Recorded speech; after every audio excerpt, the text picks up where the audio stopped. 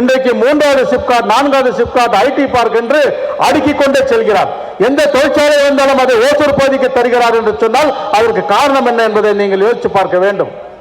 ஆக இந்த ஓசூரிலே இவ்வளவு வளர்ச்சி பணிகளை தருகின்ற ஒரு முதலமைச்சர் இன்றைக்கு ஓசூரிலே பாதாள சாக்கடை திட்டம் வந்திருக்கிறது என்று சொன்னால் அதற்கு நம்முடைய முதலமைச்சர் அவர்கள் தான் காரணம். இன்றைக்கு ஏற்கனவே கட்டி முடிக்கப்பட்ட பஸ் நிலையமானாலும் சரி, இன்றைக்கு கட்டி கொண்டிருக்கின்ற பஸ் நிலையமானாலும் சரி, இன்றைக்கு இந்த ஓசூரிலே 2 வழிச்சாலைகள் போடப்பட்டுக் கொண்டிருக்கின்றது. இதற்கெல்லாம் காரணம் நம்முடைய மாண்புமிகு முதலமைச்சர் அவர்கள் இந்த ஓசூரின் மீது கொண்ட அக்கறையின் காரணமாக, இந்த ஓசூர் பகுதி மீது மக்களின் மீது அக்கறையின் காரணமாக தான் என்பதை இங்கே இருக்கின்றவர்களுக்கு நான் சொல்லிக்கொள்ள கடமைப்பட்டிருக்கின்றேன். ஆக இன்றைக்கு ஓசூர் இன்றைக்கு முதலாக திராவிட முன்னேற்ற கழகம் போட்டியிட்டதோ அன்று முதல் வெற்றி கண்டிருக்கின்றது. நாளையும் வெற்றி பெறும், வருங்காலங்களும் வெற்றி பெறும். இது என்றைக்கும் திராவிட முன்னேற்ற கழகத்தின் கோட்டை என்பது இங்கே இருக்கின்றவர்கள் அத்தனை பேருக்கும் தெரியும். ஏனென்று சொன்னால் இந்த ஓசூர் பகுதி மக்கள் நாங்கள் நன்றி மறப்பவர்கள் அல்ல. அதே வேளையிலே எங்களுக்கு நன்றி என்னவென்பது சொல்லித்தர தேவையும் இல்லை.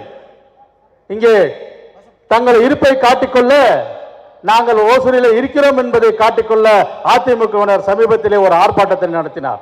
அந்த ஆர்ப்பாட்டத்திலே ஏதோ ஒரு முன்னாள் சட்டமன்ற உறுப்பினரை அழைத்து வந்து பேசுகின்ற பொழுது அவர் சொல்கிறார், எம்ஜிஆர் மார்க்கெட் மாநகராட்சியிலே கட்டப்பட்டிருக்கிறது, அந்த எம்ஜிஆர் மார்க்கெட் கட்டப்பட்டு 20 கோடி ரூபாய் மாநகராட்சிக்கு வரி இழப்பு என்று சொல்கிறார். நான் உங்களை பார்த்து கேட்கிறேன், அந்த மாநகராட்சி வெறும் 5 கோடி ரூபாய் மதிப்பீட்டிலே கட்டப்பட்ட அந்த கட்டிடம் எப்படி 30-20 கோடி ரூபாய் நஷ்டம் மாநகராட்சிக்கு ஏற்படும் என்பது எனக்கு தெரியாது. அதே போல இங்கே ஒரு வணிக வளாகம் கட்டுகிறோம். அந்த வணிக வளாகத்தின் மூலமாக 30 கோடி ரூபாய் மாநகராட்சிக்கு இழப்பு என்று சொல்கிறார். 19 கோடி மதிப்பீட்டிலே கட்டப்படுகின்ற அந்த மாநகராட்சி அந்த வணிக வளாகத்திற்கு எப்படி 30 கோடி வரி இழப்பீடு என்று சொல்கிறார் என்று தெரியவில்லை. இதை ஏன் இங்கே சொல்கிறேன் என்று சொன்னால், ஏதோ எழுதி கொடுத்ததை பேசி போனவர் தான் அவர். அதனால் அவர்களுக்கு இங்கு ஓசூரில் என்ன நடக்கிறது என்று தெரியாது. அதே போலவே குப்பைக்கு வரி போடுகிறார். இன்றைக்கு இந்தியாவிலே எங்கும் இல்லை, ஓசூரில் தான் குப்பைக்கு வரி போடுகிறார் என்று சொல்கிறார். நான் உங்களை பார்த்து கேட்கிறேன், அது குப்பைக்கு நாங்கள் வரி போடவில்லை, மத்திய அரசு போடுகின்ற வரி. அந்த வரியும் 2017ஆம் ஆண்டிலே எடப்பாடியோட அரசு இங்கே அரசாணையை போட்டு நிறைவேற்றுகிறான் என்பது இங்கே இருக்கின்றவர்கள் அத்தனை பேருக்கு தெரியும். ஆக பொய்யை மறைத்து மற்றவர்கள் மீது குற்றத்தை சுமத்துகிறவர்கள் தான் அதிமுகவினர். உதாரணத்திற்கு மத்தியிலே கடந்த முறை ஒன்றிய அரசு இருக்கின்ற பொழுது ஆண்டு கொண்டிருந்த எடப்பாடி பழனிசாமி என்ன செய்தார்? தமிழகத்திற்கு என்னென்ன துரோகங்களை செய்ய வேண்டுமோ அத்தனையும் செய்தார். நீட் தேர்வை கொண்டு வந்தார், சிஏஏ, உடான் மின்சார திட்டம், இது போன்ற தமிழகத்திற்கு துரோகம் இழைக்கின்ற, தமிழக மக்களுக்கு துரோகம் இழைக்கின்ற அனைத்து திட்டங்களையும் கொண்டு வந்துவிட்டு இன்றைக்கு நேற்றைக்கு நீட் தேர்வை ரத்து செய்ய வேண்டும் என்று நாடகம் ஆடுகிறார். உங்களுடைய நாடகம் இந்த நாட்டு மக்களுக்கு தெரியாதா? ஏன் நீங்க பிஜேபியுடன் கூட்டணி வைத்தீர்களே, அப்போது நீங்க சொல்ல வேண்டியதுதானே, இதையெல்லாம் செய்தால் தான் நான் உங்களுடன் கூட்டணி வைப்பேன் என்று ஒரு ஆண்மகனாக இருந்தான் எடப்பாடி பழனிசாமி நீ சொல்லியிருக்க வேண்டாமா?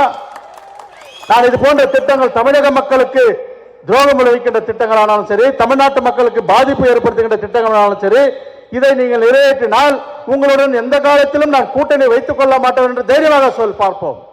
சொல்ல மாட்டார். ஏனென்று சொன்னால் இன்றைக்கு எடப்பாடி பழனிசாமி அந்த கட்சி விரும்பியோ இல்ல அந்த கட்சியினுடைய தொண்டர்கள் விரும்பியோ இல்ல கட்சியினுடைய மாவட்ட செயலாளர் விரும்பியோ பிஜேபியோட கூட்டணி வைக்கல. அவரை காப்பாற்றிக் கொள்ள, அவருடைய குடும்பத்தை காப்பாற்றிக் கொள்ள, அவர்கள் கொள்ளையடித்த சொத்துக்களை காப்பாற்றிக் கொள்ள இன்றைக்கு பிஜேபியிடம் போய் ஏடிஎம்கே அடமானம் வச்சிருக்க. இன்றைக்கு நீங்கள் சொல்கிறீரே, ஏற்கனவே நாங்கள் பிஜேபியோட தான் கூட்டணி வைத்தோம் என்று சொல்கிறேன். நான் உங்களை பார்த்து கேட்கிறேன், இது ஏற்கனவே நீங்க பிஜேபியோட கூட்டணி வச்சுங்க, ஆனால் உங்களுடைய நீங்கள் தெய்வமாக கொண்டாடி கொண்டிருக்கின்ற அம்மையார் ஜெயலலிதா அவர்கள் சொன்னாரு, என்றைக்கும் பிஜேபியுடன் கூட்டணி இல்லை, பிஜேபி ஒரு தீய சக்தி என்று சொன்னாரு. எதை உங்களுக்கு நினைவில்லையா? ஆக நீங்கள் இரட்டை வேடம் போடுகிறீர்கள் என்பது இந்த நாட்டு மக்களுக்கு தெரியும். ஆக நீங்கள் எந்த ரூபத்தில் வந்தாலும் சரி, எந்த கூட்டணியோடு வந்தாலும் சரி, தமிழ்நாடு தலைவர் அவர்கள் வருகின்ற தேர்தலிலே 200 தொகுதியிலும் வென்று காட்டுவோம் என்று சொல்லியிருக்கிறார். 200 தொகுதியிலும் கண்டிப்பாக வென்று காட்டுவோம், அதில் இந்த ஓசூரும் அடங்கும் என்பதை இந்த நேரத்தில் நான் பணிவன்போடு தெரிவித்துக் கொள்ள கடமைப்பட்டிருக்கின்றேன். இன்றைக்கு ஆளுநர் கவர்னர் ரவி அவர்களுக்கு இன்றைக்கு ஒரு சூடு வைத்திருக்கிறது நீதிமன்றம். உங்கள் அத்தனை பேருக்கும் தெரியும். இது நம்முடைய முதலமைச்சர் அவர்கள் கடந்த 3 ஆண்டு காலமாக 4 ஆண்டு காலமாக நடத்திய சட்ட போராட்டத்தின் வெற்றி. இந்த சட்ட போராட்டம் என்பது ஏதோ தமிழ்நாட்டு முதலமைச்சருக்கு மட்டுமல்ல, தமிழக மக்களுக்கு கிடைத்த வெற்றி அல்ல. இந்த நாட்டு மக்களுக்கும் இந்த நாட்டிலே இருக்கின்ற அனைத்து முதலமைச்சர்களுக்கும் கிடைத்த ஒரு மாபெரும் வெற்றி என்பதை இந்த நேரத்தில் நாம் பெருமையோடு சொல்லிக்கொள்ள கடமைப்பட்டிருக்கின்றோம். மற்ற மாநிலங்களுக்கெல்லாம் நாம் வழிகாட்டுகின்ற ஒரு தலைவராக நம்முடைய தலைவர் இருக்கிறார். மற்ற மாநிலங்களுக்கெல்லாம் திட்டங்களை தீட்டி அதை நடைபெறுத்துகின்ற ஒரு தலைவராக இன்றைக்கு நம்முடைய முதலமைச்சர் அவர்கள், மாண்புமிகு முதலமைச்சர் அவர்கள் இருக்கிறார் என்று சொன்னால் இது நமக்கு பெருமை அல்லவா? இன்றைக்கு இலவசங்கள் கொடுக்கக்கூடாது என்று சொன்ன பிஜேபி டெல்லியில் இலவசங்களை கொடுத்துதான் ஜெயித்திருக்கிறது. இதை நான் எதற்காக சொல்கிறேன் என்று சொன்னால், நீங்கள் சொல்லுவது வேறு, செய்வது வேறு. ஆக இன்றைக்கு நேரம் காலம் கருதி நம்முடைய மாவட்ட கழக செயலாளர் அவர்கள் பேச இருக்கின்றார்.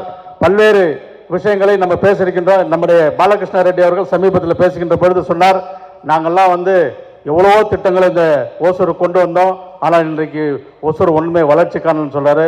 எவ்வளவு வளர்ச்சியா இருக்கின்றது இங்கே பேசுகிறவர்கள்லாம் பேசிக்கொண்டே இருக்க. குறிப்பாக ஒரு விஷயத்த சொன்னார், நாங்கள் ஜூஜுவாடியிலிருந்து தேன்கனி கோட்டை வரை புறவழிச்சாலை எல்லாம் சரி பண்ணியிருந்தோம், நிதிகள் எல்லாம் ஒதுக்கி இருந்தோம், ஆனால் அவர்கள் 4 ஆண்டாலையும் போடவில்லை என்று சொல்கிறார். நான் உங்களுக்கு சவால் விட்டு சொல்கிறேன், நீங்கள் மட்டும் நிதி ஒதுக்கி இருந்தீர்கள் என்று நிரூபித்து விட்டால் இந்த மேடையில இருந்து, இந்த அரசியலில் இருந்து நாங்கள் இன்றைக்கே விலக தயாராக இருக்கின்றோம். ஏனென்று சொன்னால், திராவிட முன்னேற்ற கழக தொண்டன் ஒருவன் மேடை ஏறி பேசுகிறான் என்று சொன்னால் அதில் உண்மையை தவிர வேறொன்றும் இருக்காது என்பதற்கு இது ஒரு உதாரணம்.